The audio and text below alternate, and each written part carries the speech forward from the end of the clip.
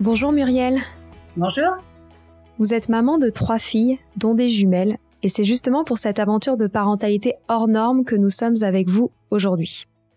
Puisqu'élever des jumeaux ou plus a toujours suscité de l'admiration, et la mienne inclus, je l'avoue, j'espère qu'à travers cet échange, nous lèverons beaucoup de mythes autour de la gémellité. Avant que vous nous racontiez vos souvenirs de parentalité, est-ce que vous pourriez nous dire, selon vous, d'où vient cette fascination pour les jumeaux ? Alors, la fascination pour les jumeaux, elle existe depuis la nuit des temps, en fait. C'est vrai que c'est vraiment quelque chose de pas commun d'avoir des jumeaux. Enfin, un peu plus maintenant, puisqu'il y en a de plus en plus. Mais voilà, avoir deux enfants identiques, on retrouve ça dans la littérature depuis très longtemps, dans toutes les cultures, en fait. Donc, déjà au démarrage, en fait, au démarrage des premiers des premiers humains, en fait, on voit déjà des histoires de jumeaux. Donc voilà, ça a toujours été présent, et c'est vrai que la fascination pour deux êtres qui se ressemblent, le double parfait, idéal, voilà, on a tous un petit peu ce petit pincement quand on voit deux enfants qui sont pareils. C'est vraiment voilà, ça suscite la même chose chez tout le monde, je crois. C'est vrai. Si on revient à votre histoire, comment est-ce que vous avez vécu, vous et votre compagnon, l'annonce de cette grossesse multiple ? Alors, nous, c'était un peu spécial, en fait. C'est que, voilà, on était jeunes mariés, tout contents d'avoir notre premier bébé. Et en fait, j'ai eu un souci, et du coup, on a dû consulter en urgence. Et là, au lieu d'avoir une mauvaise nouvelle en nous disant qu'il y avait un souci avec le bébé, on nous a dit qu'il y avait 2 bébés au lieu d'un. Donc, en fait, peut-être, on imagine qu'on en avait 3 et qu'on en a perdu un, mais en tout cas, voilà, ça a été une bonne nouvelle de se dire waouh, il est encore là, et en plus il y en a 2. Donc, on l'a très très bien vécu, et en fait, on s'est rendu compte que, ma maman rêvait d'avoir des jumeaux, ma belle-mère rêvait d'avoir des jumeaux. Donc, en fait, voilà, nous, ça a été un très beau moment finalement, et voilà, on a très bien vécu. Vous aviez des jumeaux ou des jumelles dans votre famille ? Non, pas de jumeaux, de jumelles dans la famille. Donc c'était une grande surprise. C'était une très grande surprise, tout à fait, je m'y attendais pas. Et alors, est-ce que vous pouvez nous expliquer la différence entre les jumeaux monozygotes et dizygotes ? Alors, les jumeaux monozygotes, c'est ce qu'on appelle en termes un peu vulgarisés les vrais jumeaux. Mais en fait, c'est donc les monos, ils sont mono pour un seul, en fait, un seul œuf, un seul ovule. Et les dizygotes, donc pour 2 œufs et 2 ovules, donc ce qu'on appelle aussi les faux jumeaux. Donc les vrais jumeaux, c'est un œuf, en fait, qui va être fécondé par un spermatozoïde, et ensuite il y a une division plus ou moins tardive. Et les dizygotes, c'est donc 2 œufs et 2 spermatozoïdes qui sont fécondés en même temps et qui vont se développer côte à côte, en fait. Voilà, donc c'est en fait voilà, les vrais et les faux jumeaux, donc les vrais jumeaux peuvent se ressembler physiquement, mais ils peuvent aussi être tout à fait différents.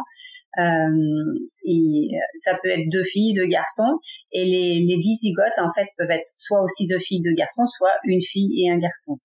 D'accord. Et donc dans votre cas, quelle était la situation ? Alors moi, j'ai des jumelles, j'ai des dizygotes, donc qui ne se ressemblent pas du tout physiquement. Voilà. Très clair. Pour revenir à votre grossesse, comment s'est-elle déroulée ?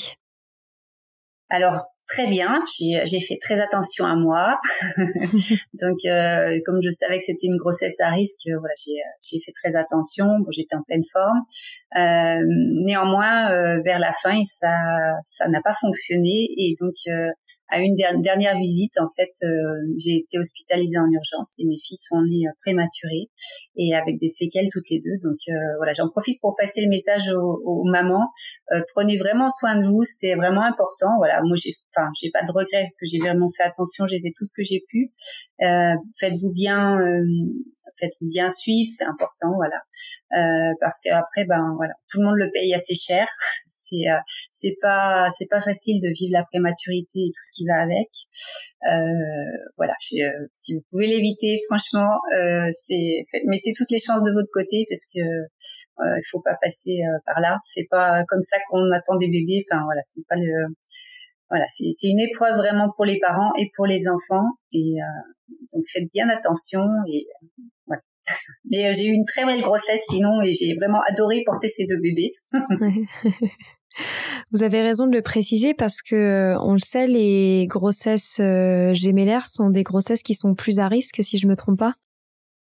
Oui, tout à fait, plus à risque pour les bébés, puisqu'il peut y avoir des risques, notamment pour les monozygotes de transfuseurs transfusés, enfin voilà, certaines pathologies. Plus à risque pour la maman qui peut avoir du diabète gestationnel, enfin de la tachycardie, enfin il y a pas mal. Je suis pas médecin, donc je vais pas rentrer dans les détails, mais effectivement il y a des risques et pour les bébés et pour la maman, et puis des risques psychologiques aussi, parce que c'est un vrai chamboulement d'avoir deux enfants, 2 ou 3 ou même 4. Voilà, donc voilà, c'est vraiment une grossesse où il faut, enfin, c'est une très belle grossesse, une très belle aventure. Il faut la vivre pleinement parce que c'est chouette, c'est vraiment génial. Mais il faut aussi, être raisonnable, se faire aider, se ménager parce que ça bouscule quand même le quotidien. Donc voilà. Est-ce que vous vous souvenez avoir des peurs importantes pendant cette grossesse? Comment vous la viviez émotionnellement? Alors pendant la grossesse, non, j'étais vraiment très heureuse, très très très jeune, j'ai vécu ça vraiment de manière tranquille, parce que j'avais aussi pris contact assez tôt avec l'association Jumeaux et Plus. Pareil aussi, je conseille aux parents de se rapprocher de la fédération. Il y a des associations pratiquement partout en France. Ils sont de très bons conseils. C'est des gens qui vivent ce qu'on a vécu et qui peuvent nous aider. Donc moi je les avais contactés assez tôt. J'ai eu des super contacts, donc des échanges qui m'ont tranquillisée en fait. J'étais bien suivie d'un point de vue médical. Donc la grossesse, non, je l'ai bien vécue. Je les imaginais pas en fait. Je les attendais, mais sans me dire elles vont se ressembler. Je savais pas si c'était 2 filles. Je savais qu'il y avait une fille parce que je voulais des filles. Donc je m'étais assurée qu'il y en avait au moins une. Et après le reste c'était la surprise.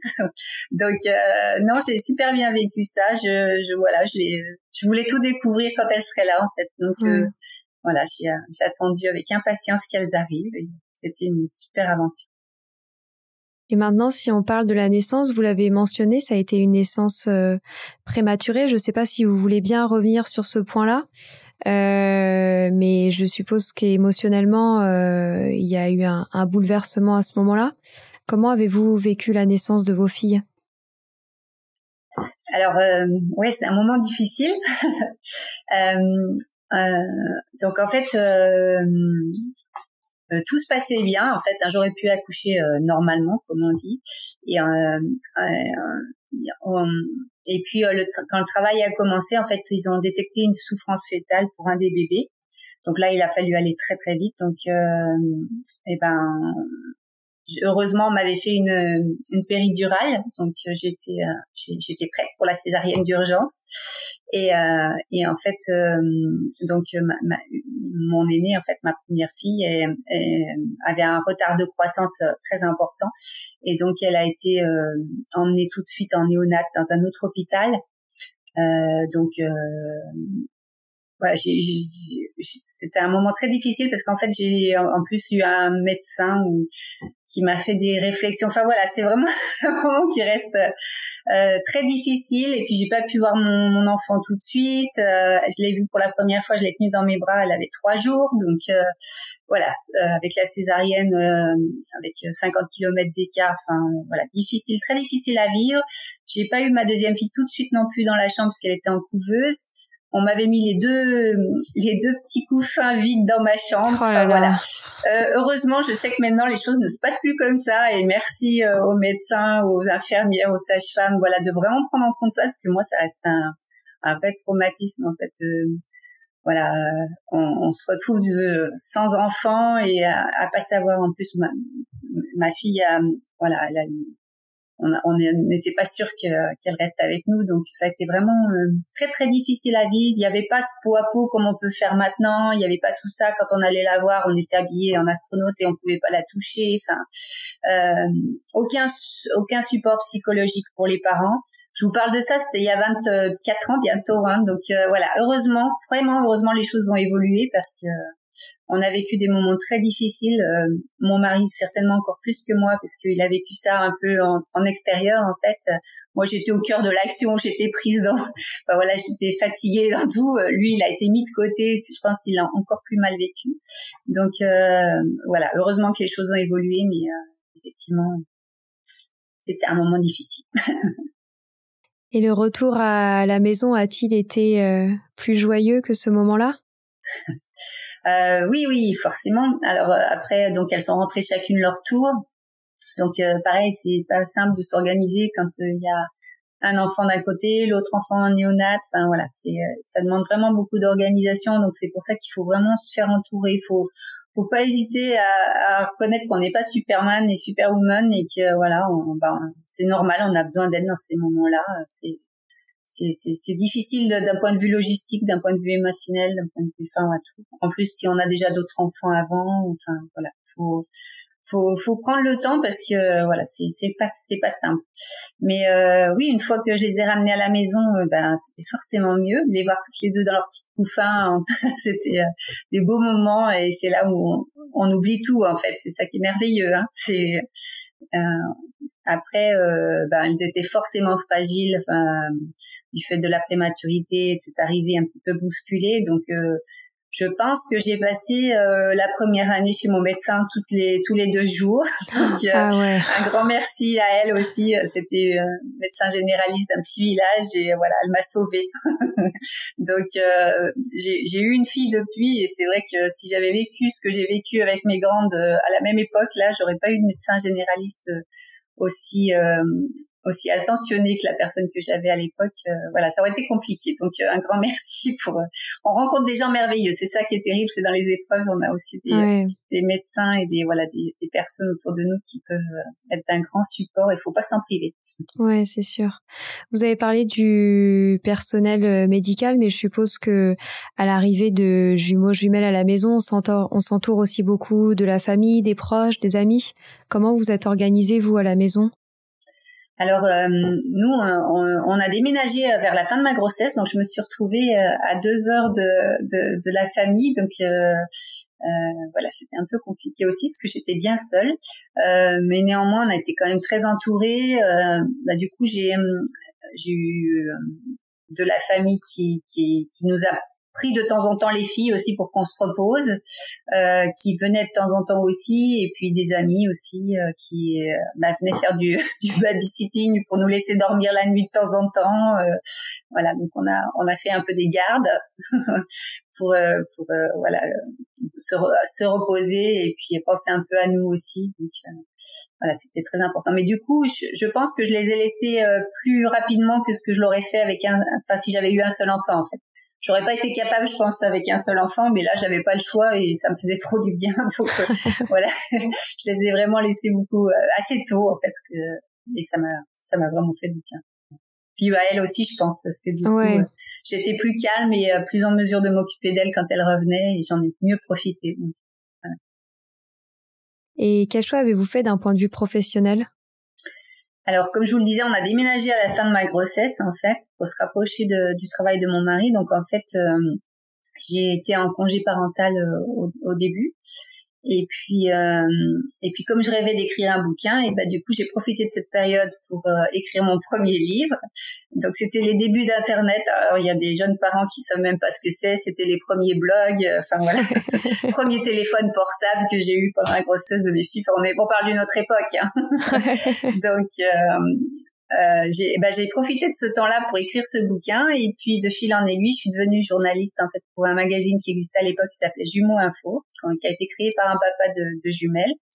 Et donc du coup j'ai fait du télétravail finalement et puis voilà. Donc j'ai eu toute cette période, j'ai eu à peu près 3 ans où j'ai pu être avec mes filles tout en ayant une super expérience professionnelle et je suis retombée justement sur les plus de 500 questionnaires de mon premier bouquin là. Et je dis non, je peux toujours pas les jeter. Donc ça fait 20 ans qu'ils sont dans mon grenier et je suis retombée sur toutes les lettres que j'ai reçues, toutes les photos. Et voilà, s'il y a des gens qui m'entendent, encore un grand merci. Ça reste tellement une belle expérience. Tous ces partages, ces gens qui m'ont livré vraiment leur quotidien, c'était vraiment une super expérience. Donc voilà, un vrai bonheur. L'arrivée de ces jumelles, ça a donc été un bouleversement familial, mais professionnel aussi, du coup, si je comprends bien. Ouais, tout à fait, un changement du coup d'orientation. Et puis voilà, j'ai réalisé mon rêve à travers elle en fait, puisque je rêvais d'écrire un bouquin, d'être journaliste. Donc c'est elles qui m'ont permis de faire ça. C'est super beau. Ouais. Alors maintenant, si on avance un peu dans les années de vos filles, donc on a parlé de la grossesse, de la naissance, de la première année entre la maison et le médecin.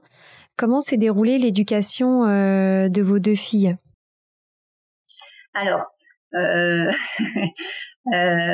c'est loin déjà, mais moi, elles sont physiquement différentes, hein, donc j'imagine que ça a sûrement simplifié certaines choses pour nous.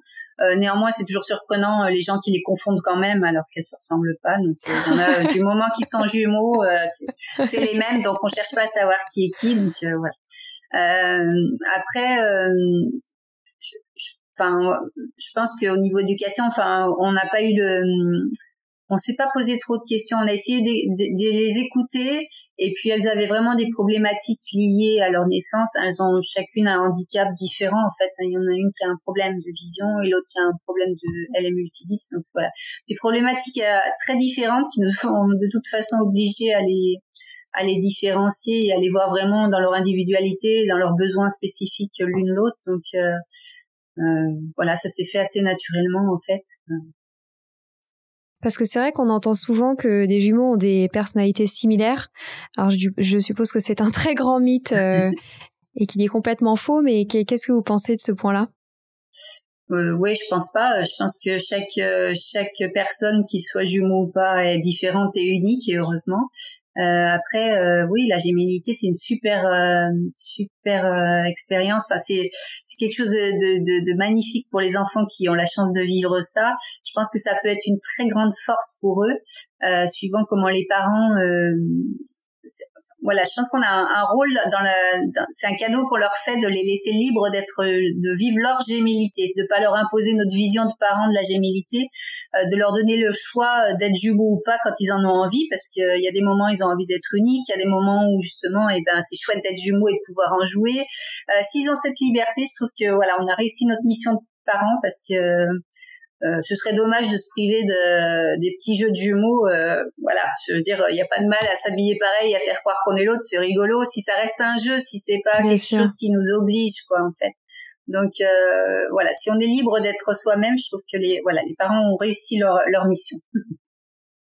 Vous avez un exemple ou une anecdote à nous partager d'un moment où elles ont voulu bénéficier de ces moments où elles se sentaient uniques et non seulement jumelles? Alors moi, c'est plutôt l'inverse. Elles sont toujours senties plutôt uniques que jumelles, parce que justement elles se ressemblaient pas. Et après, je pense que le fait d'être jumelles, au-delà de la ressemblance, ça leur a permis d'affronter certaines épreuves. Elles ont vécu des choses à deux, et c'est toujours plus facile quand on arrive quelque part, qu'on est deux, on se serre les coudes. Donc voilà, c'est une vraie force. Alors après, moi j'ai juste une anecdote. Donc effectivement, elles se sont jamais, dès qu'elles ont pu, elles se sont jamais habillées pareil. Enfin voilà, il n'y a jamais eu ce côté jumeau, quoi. Et par contre, une année, je les ai emmenées à la fête de Pleukadok. Alors, je sais pas si vous connaissez, c'est en Bretagne, donc c'est une fête qui a lieu le 15 août, où c'est un rassemblement de jumeaux. Et voilà, j'avais interviewé pas mal de personnes qui étaient allées à cette fête, les organisateurs, et donc j'avais été invitée, et j'avais dit à mes filles, tiens, ça vous dirait, on va faire cette fête ensemble. Et on est parties toutes les trois à la fête des jumeaux.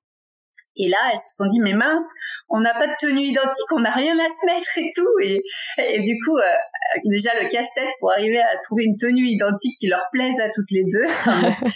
Elles étaient adolescentes à l'époque, donc voilà, ça a été super chouette qu'elles arrivent à trouver une tenue identique. Et là, en fait, quand elles sont arrivées là-bas, il y a beaucoup de jumeaux vraiment monozygotes, qui se ressemblent beaucoup. C'est vraiment la fête des jumeaux. Et en fait, le fait d'être habillées pareil et de se dire qu'elles étaient jumelles, et elles étaient dans leur univers. Et ça a été un moment assez sympa, en fait, vraiment, où là, elles se sont dit, mince, on est vraiment jumelles, quoi. Donc, on a vécu une super fête. Voilà, c'était un bon moment. Ah, c'est incroyable. Je connaissais pas cette fête. Ah oui. Je sais pas si elle y a encore lieu, là, mais c'était déjà il y a quelques années, mais oui, c'est un beau rendez-vous mondial. Donc vous n'avez pas connu avec elle pendant leur adolescence à un moment donné une crise identitaire comme on peut l'entendre chez certains jumeaux ou jumelles? Non, pas lié à leur gémellité. On a eu d'autres crises parce que les jumeaux font aussi des crises d'adolescence, mais pas forcément liées à la gémellité. Non. Et est-ce que vous avez ressenti parfois de la culpabilité sur la gestion de votre temps? Comment faire en sorte de consacrer du temps avec toutes les deux ensemble, du temps avec l'une, du temps avec l'autre? Comment vous avez ressenti cette organisation du temps? Non, pas de culpabilité parce que je veux dire j'ai fait ce que j'ai pu, j'ai donné mon maximum pour elle. Non, après ce que j'ai fait c'était parfait, non plus. J'ai fait de mon mieux en tout cas. J'ai essayé de m'appuyer sur les gens qui sont autour de nous et qui les aiment puis qui ont aussi leur part du job à faire, les grands-parents, les parrains marraines, voilà, pour moi effectivement, quand il y a 2 enfants, le temps il est pas x2 de toute façon, donc on peut pas faire plus. Donc on a ou le choix de faire tout ensemble, mais c'est dommage, ou le choix de trouver des moments uniques. Et là, il y en a un qui peut partir avec le parrain ou la marraine pendant que vous faites quelque chose ensemble. Voilà, il y a plein d'organisations qui peuvent se faire. C'est pas forcément une journée, ça peut mettre juste 1 heure. Enfin, il y a plein de solutions possibles. Voilà, faut écouter les enfants, faut s'écouter soi aussi parce que on peut pas savoir ce que eux ils ont envie, puis si on leur propose pas, ils auront peut-être jamais envie tant qu'ils l'auront pas vécu une fois. Donc faut s'écouter en se disant non mais moi j'aimerais bien passer un moment juste avec elle, et puis pas culpabiliser, ça sert à rien. Effectivement, faut profiter de tous les moments qu'on peut avoir avec chaque enfant. C'est vraiment super important. Des moments seuls aussi. Et puis c'est dans ces moments-là, je trouve qu'on découvre vraiment l'enfant et qu'on lui permet de développer des choses qu'il fera pas s'il a l'autre son jumeau ou sa jumelle à côté. Donc essayer de voir s'il y a quelque chose qu'il aime un peu plus faire, on en profite, on l'emmène faire cette activité seule avec lui. Enfin c'est une belle façon de faire, je trouve. Avez-vous fait en sorte de les séparer à certains moments donnés de leur développement, comme par exemple à l'école, comme on entend parfois dire? Alors moi, j'étais dans une toute petite école, donc de toute façon, il y avait déjà 2 niveaux par classe, donc la question se posait, mais pas trop. En plus, je pense que je ne l'aurais pas fait de toute façon parce que elles avaient besoin d'être ensemble pour cette force d'affronter les autres par rapport à leurs différences. Voilà, elles avaient des soucis qui faisaient que d'être à 2, ça les aidait en fait. Maintenant, ça m'a jamais posé problème d'en emmener une faire une activité et que l'autre fasse autre chose. Enfin voilà. Et puis en montant dans les niveaux, en fait, elles ont été séparées à un moment donné, mais ça a été quelque chose qui est arrivé au moment où elles en avaient besoin. C'est pas une décision en disant vous êtes jumelles, il faut que vous soyez séparées. Ça n'a pas été quelque chose d'arbitraire. C'était quelque chose qu'on a discuté ensemble, qui venait aussi d'elles. Enfin voilà, ça répondait à un besoin à un moment donné.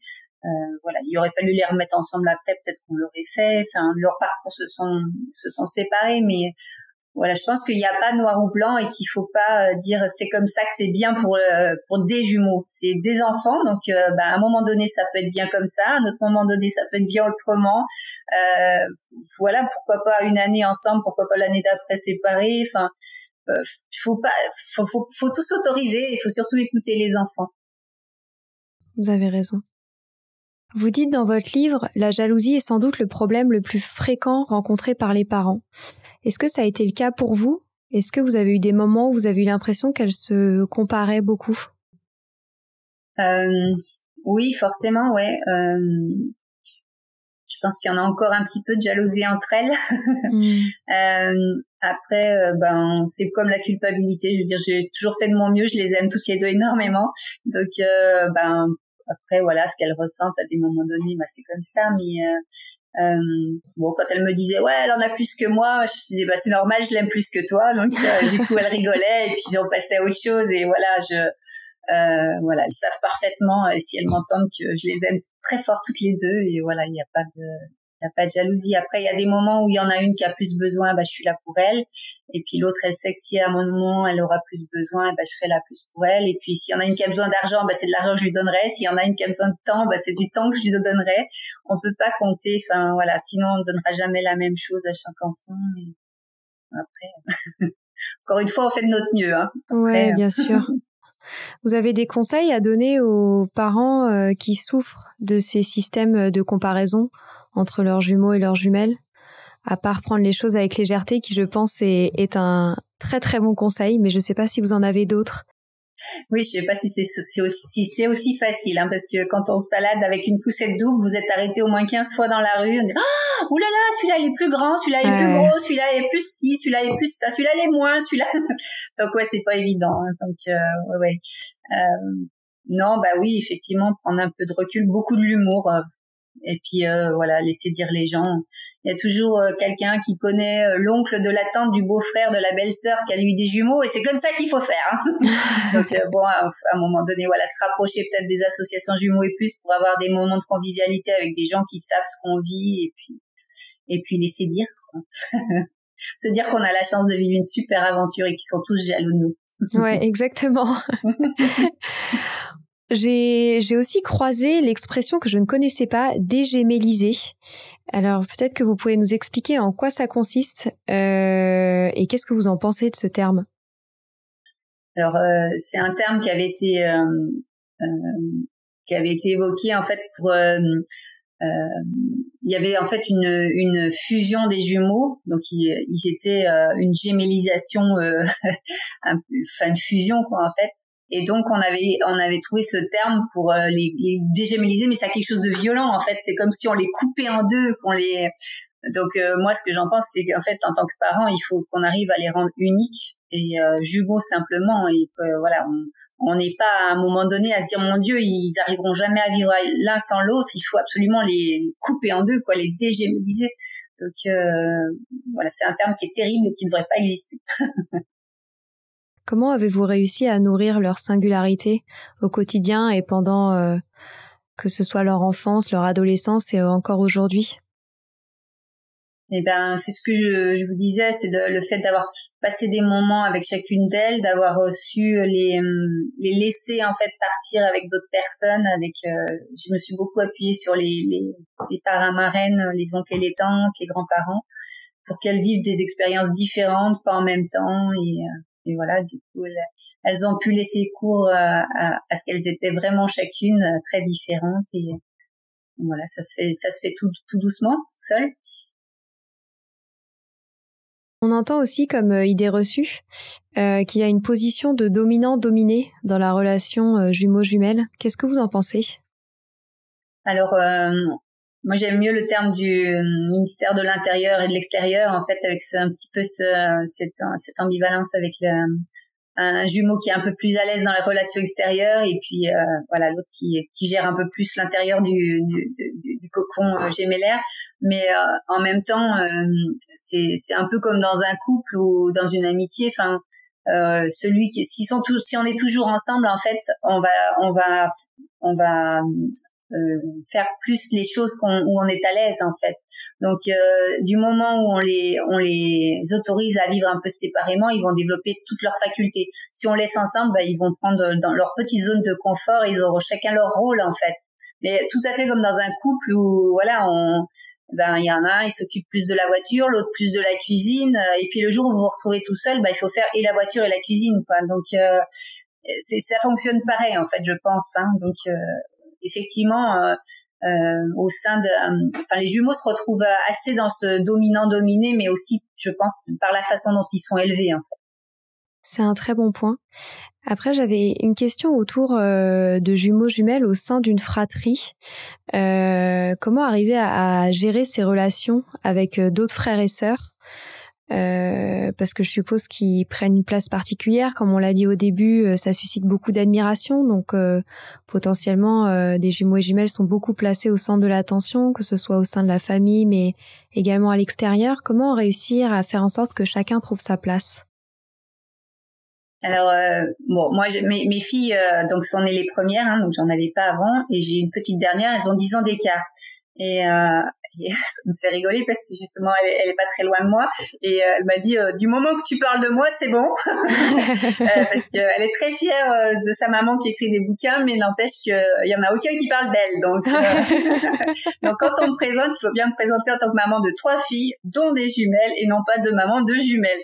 Donc oui, voilà, c'est de donner l'attention et la place aux autres qui méritent, parce qu'ils font partie de la fratrie de la même façon. Donc voilà, c'est juste effectivement pas arriver à focaliser toute l'attention sur les jumeaux. Après, mes grandes, je pense, ont plus de liens chacune avec leurs petites sœurs qu'entre elles. Donc voilà, il n'y a pas de règle. C'est pas parce qu'elles sont jumelles qu'il n'y a pas de place pour les autres enfants. Donc à chacun de trouver sa place, aux parents de donner sa place.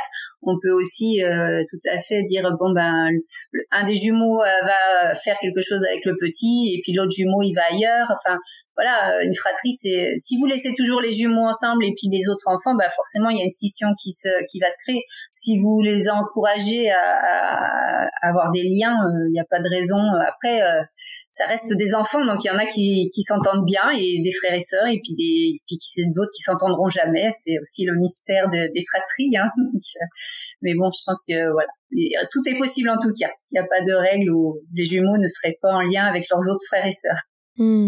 Vous avez raison de le préciser, et je pense que ça peut rassurer aussi les parents qui ont ce type de formule familiale, d'entendre ces mots-là. Il y a des jumeaux qui s'entendent très bien, puis des jumeaux qui s'entendent vraiment pas bien, qu'ils soient monozygotes ou bizygotes, hein. Donc voilà, mais il faut pas culpabiliser, c'est comme ça. Ouais. Il y a des choses qui s'expliquent pas. C'est ça. On arrive déjà à la fin de cet échange, et j'aurais bien aimé que vous nous partagiez peut-être quelques derniers conseils pour tous les parents qui nous écoutent et qui s'apprêtent à avoir des jumeaux ou des jumelles, ou qui en ont déjà. Est-ce que vous auriez des derniers conseils à partager autour de cette aventure hors du commun? Déjà d'en profiter un maximum, c'est vraiment super. L'arrivée, ouais. Malgré vous l'avez compris, le fait que c'était un peu compliqué pour nous, ça reste quand même une magnifique expérience, et voilà, je suis très très heureuse d'être maman de jumelles, et voilà, donc profitez-en un maximum, c'est super chouette, comme d'être parent de toute façon. Sachez vous faire entourer, voilà, vous n'êtes pas des surhommes et des surfemmes, donc voilà, pensez à votre couple, pensez à vous, pensez aux autres enfants. Si vous êtes bien, vos enfants seront bien, donc voilà. Et puis appuyez-vous sur la Fédération Jumeaux et Plus et les associations. C'est des gens qui sont chargés avec 3 à 4 enfants et qui arrivent à trouver du temps pour les autres. Voilà, c'est des gens merveilleux en général, donc des très belles rencontres à faire. Et voilà, c'est toujours impressionnant de voir que c'est ceux qui en ont le plus à faire qui trouvent du temps pour les autres. Donc un grand bravo à tous les bénévoles des associations. Et puis voilà, donc profitez de cette belle aventure. Et j'invite aussi tous nos auditeurs à se procurer votre livre « Des jumeaux, quelle aventure » aux éditions Le Cavalier Bleu, que j'ai adoré, et qui est une vraie mine d'or de conseils concrets et aussi de beaux témoignages autour de cette aventure. Merci Muriel pour votre temps. J'ai adoré cet échange, et j'espère à très bientôt. Merci, bonne journée. Bonne journée.